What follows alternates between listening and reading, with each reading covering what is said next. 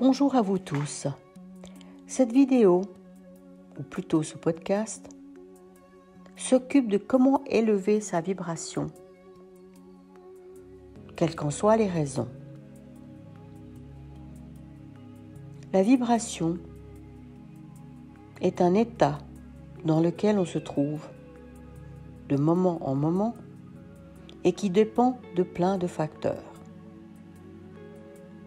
Elle dépend de vos croyances, de vos pensées internes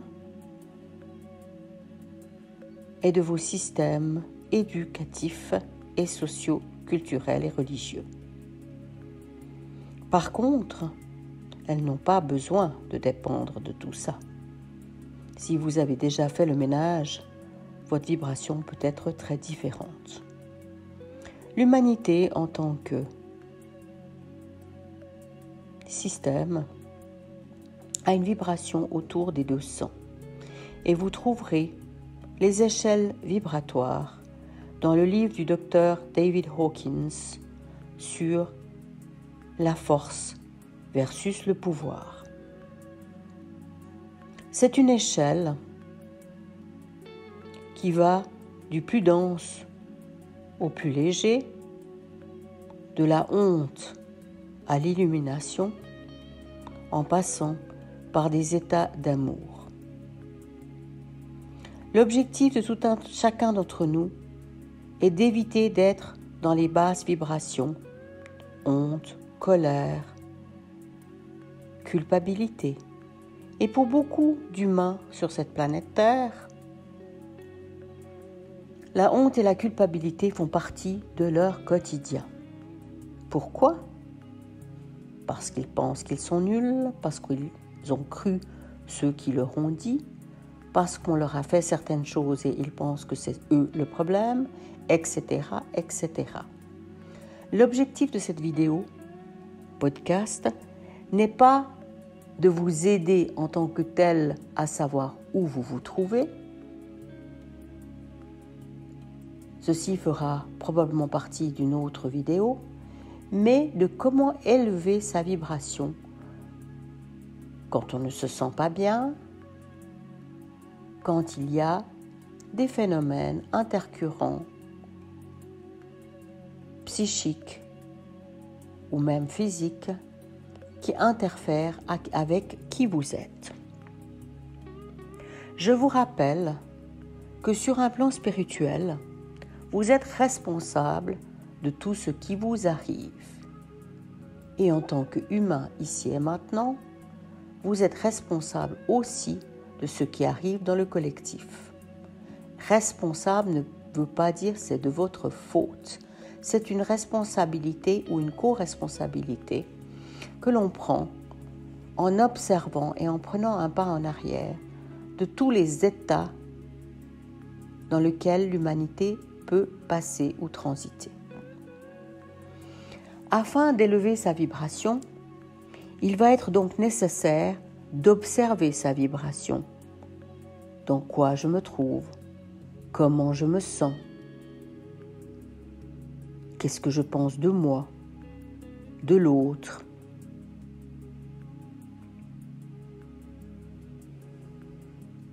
Si je dessine mon état, est-il noir, lourd, difficile? Ai-je envie de pleurer? Ai-je envie de hurler? Ai-je envie d'être en colère contre l'autre? Ou contre moi-même? Donc l'observation va être la première clé pour changer sa vibration globale. Une fois que vous avez observé, que concluez-vous? Si c'est l'autre le problème, j'ai juste envie de vous dire qu'il y a un souci. Où est votre responsabilité? Êtes-vous victime de l'autre? Êtes-vous victime même de vous-même? Pas tout simple pour l'humain moyen que nous sommes. Donc, on va prendre un pas en arrière encore plus grand, respirer encore plus, observer encore plus. Et une fois qu'on a effectué ces pas, qui se font régulièrement, qui sont du même acabit que d'apprendre à se laver les dents quand on a 5 ans, pas toujours facile, souvent bâclé, même encore quand vous avez 40, 50, 60 ans. Vous montrez la brosse à dents à vos dents. Donc vous observez sans observer ce qui se passe à l'intérieur de vous. Une fois que vous avez observé, je vous encourage à vous écouter. Vous écoutez dans la profondeur. Êtes-vous triste? Êtes-vous en colère? Qu'est-ce qui se passe? C'est la faute à qui? Et si c'est la faute à qui, pourquoi? Qui a dit que vous deviez être comme ci ou comme ça?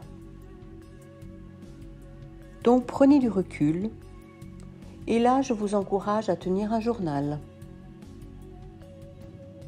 Dans un premier temps, notez-y tout ce qui se passe. Qu'est-ce que vous avez mis en place pour aller mieux, par exemple? Le fait de dessiner, le fait d'aller vous promener, le fait de parler au chien ou au chat.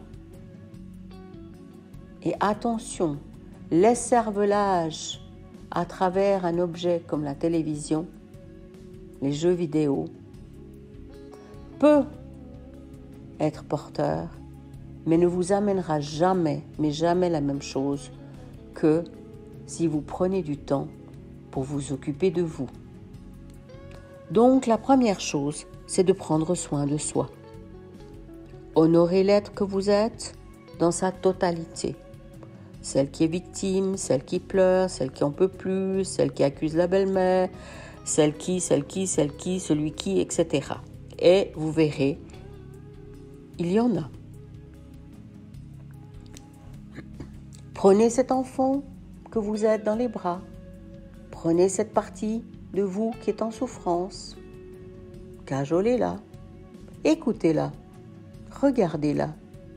Demandez-lui ce qui se passe. Par contre, écoutez sa réponse. Car souvent, quand on n'est pas bien, on n'écoute rien. On n'écoute que sa souffrance. On devient son corps de souffrance. Donc, à nouveau, observez et pensez à respirer. Respirez, écoutez, regardez, écrire. Vous pouvez aussi prier. Une prière traditionnelle ou une prière de votre fabrication, de votre choix. Celle qui appelle l'ange, l'archange, l'ange gardien, l'être soutien, la grand-mère de l'autre côté. Une litanie. Mais c'est sans importance. Ça permet de se libérer et de libérer les corps. Travaillez régulièrement les différentes portions de ce qui vous pose problème. Le fait d'être dans la plainte, de vouloir que tout soit parfait, d'accuser le chat ou le chien, de vous mettre mal, ou est-ce encore le mari ou la femme? Attention, le mari peut pousser sur vos boutons, ou il peut transporter beaucoup de lourdeur que vous allez sentir. Vous êtes donc co-responsables l'un et l'autre de ce qui se passe. Et c'est toujours difficile quand les co-responsabilités ne sont pas prises en compte.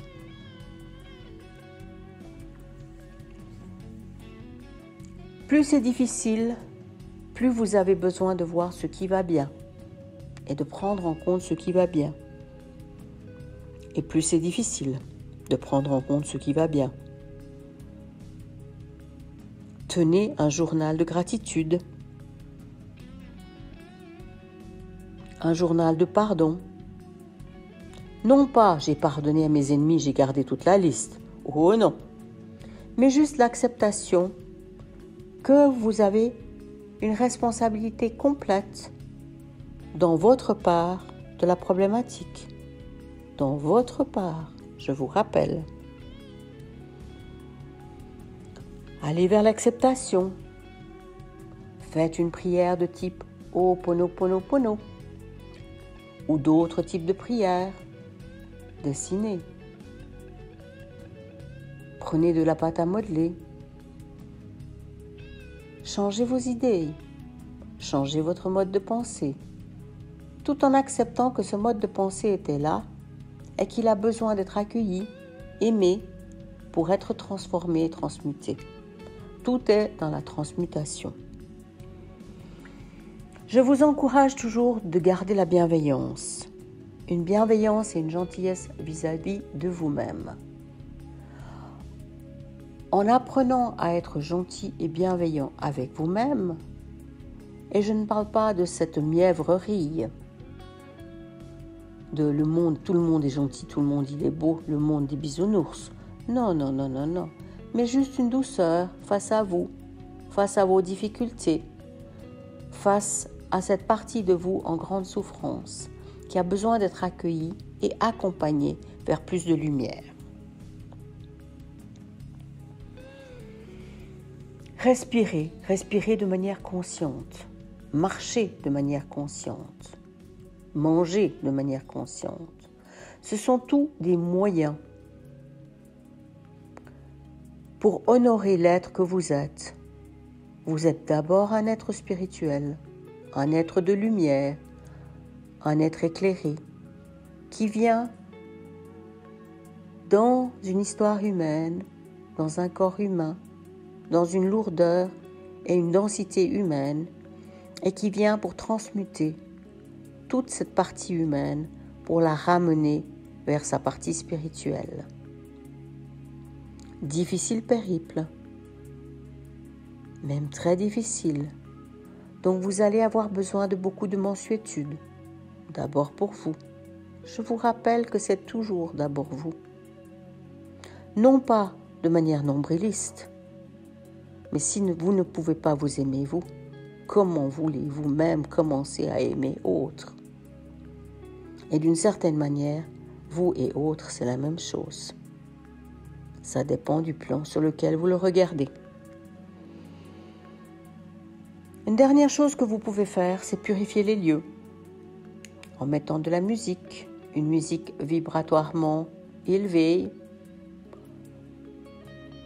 en utilisant des encens, du papier d'arménie, de la sauge ou d'autres moyens traditionnels de purification des espaces.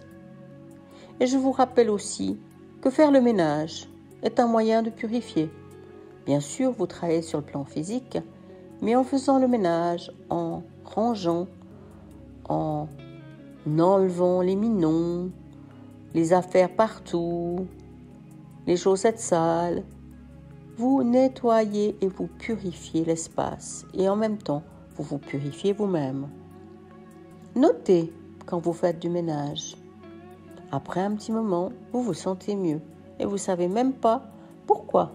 Vous avez été occupé à passer le balai, ou à laver les chaussettes, ou à nettoyer les gamelles des chiens. Et tout d'un coup, hop, vous êtes dans un autre espace. Vous êtes mieux. Vous ressassez moins. Vous avez moins ces pensées qui tournent. Donc le ménage est un bon moyen de changer votre taux vibratoire. Et ensuite, il y a votre belle nature, notre belle nature. La planète Terre est un lieu de grande merveille. Allez à sa rencontre. Allez à la rencontre de l'eau, à la rencontre des arbres, des pierres et des animaux sauvages ou des animaux domestiques. Ils seront ravis de tailler bavette avec vous, à leur manière et vous à la vôtre. Et après un petit moment, vous vous sentirez soulagé. Tapez des pieds, tapez des mains, chantonnez. Chantonner, c'est un merveilleux moyen de changer son taux vibratoire. Voilà, je vous ai donné quelques idées sur comment changer vos taux. Sortez de vos têtes, tapez des pieds, lancez un cri de guerre ou un cri d'amour et allez-y, expérimentez, osez. À bientôt pour une nouvelle vidéo.